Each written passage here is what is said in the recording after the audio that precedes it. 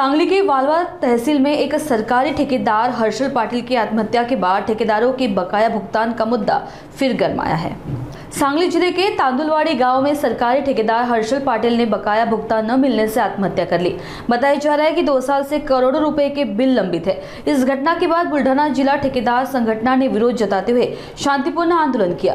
हर्षल पाटिल को श्रद्धांजलि अर्पित कर ठेकेदारों ने जिला प्रशासन को ज्ञापन सौंपा। उनकी प्रमुख मांग है कि सरकार जल्द से जल्द प्रलंबित देयके को भुगतान करे। आज आमच्या संघटनेच्या वतीनं दिवंगत श्री हर्षल पाटिल यांना श्रद्धांजली अर्पण करण्यासाठी आम्ही सर्वजण एकत्र झालेलो होतो। तसेच जिल्हाधिकारी बुलढाणा यांना आम्ही आज निवेदन दिले की शासनाकडे थकबाकी असलेली रक्कम लवकरात लवकर कंत्राटदार बांधवांना देण्यात यावी, कारण बजेटमध्ये जे अमाउंट प्रोव्हिजन होत आहेत त्या सुद्धा क्वार्टरली 2 आणि 3% वरती पैसे मिळत नाहीत।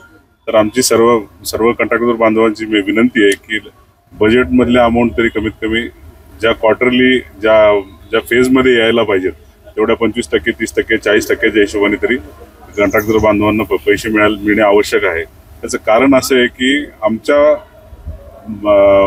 खाली सुद्धा ड्रायव्हर्स असतील, इंजिनियर्स असतील, त्यानंतर मोठी यंत्रणा एक कार्यान्वित असते, त्या यंत्रणेचे सुद्धा पगार करणं सुद्धा आमच्यासाठी अवघड गोष्ट होऊन बसलेली आहे। आम्हाला मिळत असलेली खडी असेल, सिमेंट असेल, इतर ज्या बांधकामासाठी लागणाऱ्या डांबर असेल, डिझेल असेल, पेट्रोल असेल, या सगळ्या गोष्टी बांधकामासाठी लागलेल्या सगळ्या साहित्याचे सुद्धा पुरवठादारांना सुद्धा आम्ही पूर्णपणे पेमेंट देऊ शकत नाहीये।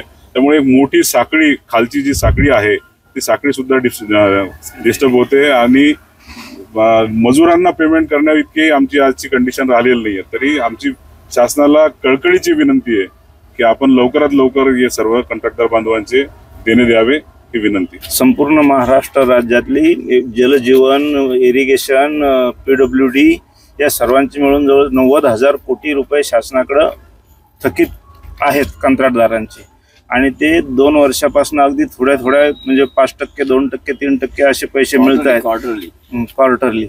आणि या अनुषंगाने आमचा एक कंत्राटदार बांधव सांगलीचे हर्षल पाटिल त्यांनी आत्महत्या केली।